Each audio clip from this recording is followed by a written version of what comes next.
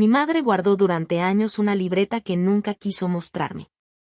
El día que murió, encontré una nota con una sola instrucción: léela solo cuando sientas que ya no me necesitas. La abrí creyendo que encontraría recuerdos. Encontré decisiones que todavía hoy me siguen alcanzando. Durante mucho tiempo pensé que conocer a una persona era cuestión de años. Creía que crecer con alguien, compartir la misma casa, las mismas comidas, los mismos silencios, te daba autoridad moral para decir sin dudar: la conozco. Pensaba que la convivencia era una especie de contrato tácito que, con el paso del tiempo, te revelaba todo lo importante. Me equivoqué. Hay personas que viven contigo toda la vida y aún así logran esconder mundos enteros en cosas tan pequeñas como una libreta vieja. Mundos que no se esconden por maldad, sino por previsión. Por miedo. Por amor mal entendido. Mi madre siempre fue una mujer de rutinas. No rutinas obsesivas, sino precisas. Se levantaba temprano incluso cuando no tenía prisa. Hacía café fuerte, siempre el mismo, siempre en la misma cafetera. Dejaba la radio encendida aunque no la escuchara realmente. Decía que el silencio absoluto dejaba pensar demasiado. Tenía la costumbre de acomodar todo antes de dormir. La sala, la cocina, incluso cosas que nadie iba a tocar durante la noche. Con los años entendí que ese orden no era manía, era una forma de control. Como si al dejar todo en su sitio, el mundo fuera menos impredecible. Nunca fue cariñosa en el sentido tradicional. No abrazaba mucho. No besaba por costumbre. No decía te quiero con facilidad. Pero estaba. Siempre estaba. En festivales escolares, en enfermedades, en desvelos, en silencios incómodos. No era una presencia ruidosa, era una presencia constante. Mi padre se fue cuando yo tenía 7 años. No hubo portazo. No hubo gritos. No hubo escena dramática. Simplemente un día ya no volvió. Yo lo esperé durante semanas sin saber que ya no había nada que esperar. Mi mamá no explicó demasiado. Dijo una frase que se me quedó grabada. A veces la gente no sabe quedarse. Yo acepté esa respuesta porque no tenía otra opción. Porque a los 7 años no tienes herramientas para exigir verdades completas. Con los años dejé de preguntar.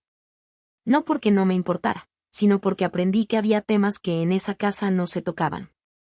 Ella se convirtió en todo: madre, padre, guardián, juez, estructura. Nunca la vi llorar por él.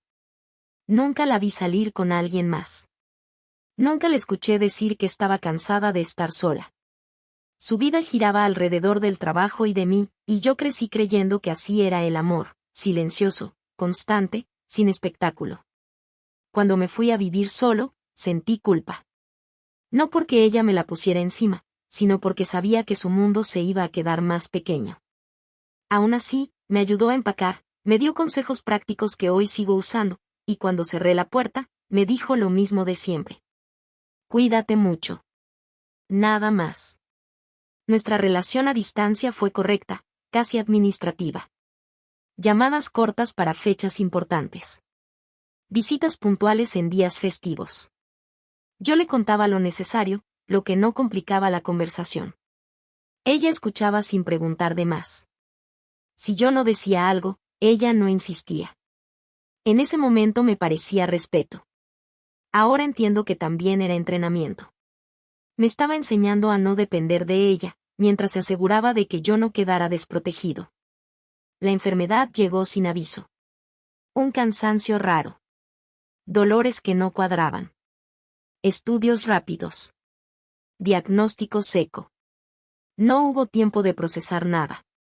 Todo pasó tan rápido que cuando murió, sentí que me habían quitado el piso sin previo aviso, como si alguien hubiera cerrado una puerta sin darme oportunidad de despedirme bien.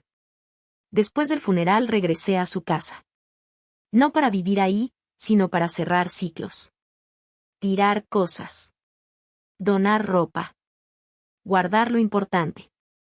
Pensé que sería doloroso, pero manejable. Me equivoqué otra vez. En el fondo del último cajón del buró encontré la libreta. Era común. Nada especial.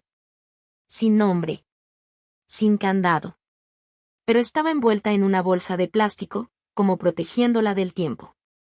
Ese detalle fue lo primero que me incomodó. Al abrirla, lo primero que vi fue mi nombre completo, escrito con su letra clara, firme. Debajo, una fecha futura. Y una frase que me detuvo en seco. Léela solo cuando sientas que ya no me necesitas. La cerré de inmediato. Esa noche casi no dormí. La libreta estaba sobre la mesa, mirándome sin ojos. Sentía que abrirla era traicionarla. O traicionarme. No sabía cuál de las dos cosas pesaba más. Había algo profundamente inquietante en que mi madre hubiera planeado ese momento sin mí. Me llevé la libreta conmigo cuando dejé la casa. La guardé en un cajón junto con papeles importantes. Cada mudanza, cada cambio de vida, la libreta viajaba conmigo. Nunca la abría. A veces la tocaba, como comprobando que seguía ahí, como si su peso fuera una prueba de que aún no era el momento. Pasaron años. Cambié de trabajo. Me enamoré por primera vez de verdad. Me equivoqué. Me desenamoré. Volví a empezar. Fracasé en cosas que juré que iban a funcionar. Gané en otras que nunca planeé. La vida avanzaba, y la imagen de mi madre se iba volviendo menos nítida. Ya no pensaba en ella todos los días. A veces pasaban semanas sin que apareciera en mi mente.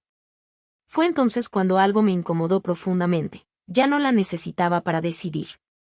Esa noche abrí la libreta. Sin ceremonia. Sin velas. Sin preparación emocional. Pensé que encontraría recuerdos, fotos, cartas sentimentales. Algo que doliera de una forma conocida. No estaba preparado para lo que vi. Las primeras páginas eran listas. Fechas. Horarios. Nombres. Decisiones. Anotaciones sobre escuelas que evaluó para mí cuando yo era niño. Pros y contras. Motivos reales. Comentarios sobre profesores, ambientes, influencias. Más adelante, listas de personas de la familia que decidió mantener lejos. No por rencor, sino por protección. Cada entrada tenía una justificación breve, fría, racional. No era nostalgia. Era estrategia. Más adelante aparecieron sobres pegados con cinta. Cada uno tenía un título escrito a mano, con la misma letra firme. Si te mudas. Si te enamoras. Si te rompen el corazón. Si te equivocas. Si un día me culpas. Abrí uno al azar. La carta no era larga, pero era exacta. Hablaba de mis miedos como si los tuviera sentados frente a ella. Anticipaba mis reacciones. Mis silencios. Mis excusas. Me decía cosas que nadie más había sabido decirme sin sonar vacío. Abrí otra. Y otra. Cada carta parecía escrita justo antes de que algo importante me pasara. Como si mi madre hubiera vivido mi vida antes que yo. Como si hubiera dejado migajas para que yo no me perdiera del todo, pero sin llevarme de la mano. Pero nada me preparó para la última sección. No tenía sobres. No tenía títulos bonitos. Solo una página marcada con un clip oxidado. Arriba decía: cuando descubras la verdad. Ahí me habló de mi padre. No con rencor. No con idealización. Con una honestidad que nunca tuvo en vida. Me explicó errores, decisiones, miedos. Me explicó por qué eligió callar. ¿Por qué prefirió que yo la culpara a ella antes de que creciera odiando a alguien que no sabía amar? Me explicó que proteger a un hijo a veces significa cargar sola con una historia completa. Leí esa carta varias veces. No lloré al inicio. Me quedé quieto. Como si alguien hubiera cambiado el mapa de mi vida sin avisarme y yo tuviera que reaprender a caminar. Al final de la libreta había algo más, instrucciones. No para mí, sino para ella misma. Recordatorios de decisiones que debía tomar cuando yo no pudiera entenderlas. Empujes suaves. Silencios calculados. Entendí algo doloroso. Muchas de las elecciones que yo creí mías habían sido cuidadas, no controladas, pero sí protegidas. Cerré la libreta con las manos temblando. Esa noche lloré. No de tristeza. De entendimiento tardío. Hoy la libreta sigue conmigo. No la leo seguido. No porque duela, sino porque pesa. Es un amor silencioso, calculado, paciente. El tipo de amor que no presume, pero que sostiene incluso cuando ya no está. Mi madre no me dejó frases para tatuarme ni consejos motivacionales. Me dejó contexto. Me dejó explicación. Me dejó una presencia que todavía aparece cuando tengo que decidir algo importante. Hay personas que mueren y desaparecen. Y hay personas que se adelantan tanto. Que siguen caminando contigo años después. Ella fue una de esas.